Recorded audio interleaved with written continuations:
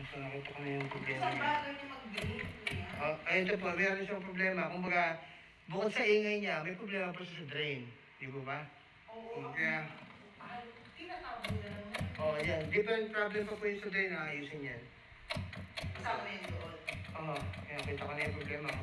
Kaya siya maingay dahil motor niya, gumagalaw. Hindi siya naka-fix. Yung po sa drain nito, ang mahirap ditong buksan yung sa drain niya.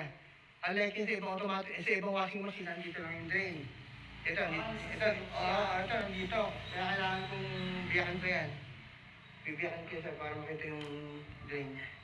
Sige mo, ayusin ko muna ito. Sisi ako pag pinili. Gusto ko naganda na ako sa drain. Yung dowel ang nag-iisang washing machine namin ganito. Nagka-dikit Kasi sila. hindi magagaling sila sa mga appliances na Oo. Lagi sila gamit ng nasa. Kaya Oo. na-impress ako. Kaya maingay siya. Gumagalaw yung motor. Nakakaya ko. Pag sinisignan ko, Oo. inakamay ko nila.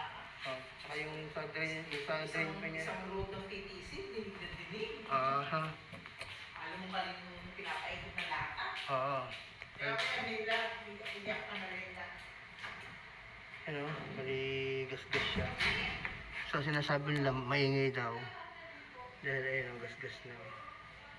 Dami na ako na-encounter na ganito na nagsasayad yung pulley na to. Tsaka dito sa gearbox. Yan, dahil magkalapit lang sila. Magkalapit lang. Kaya gusto mo sa office kape? Kape na lang po, para ano, muulan.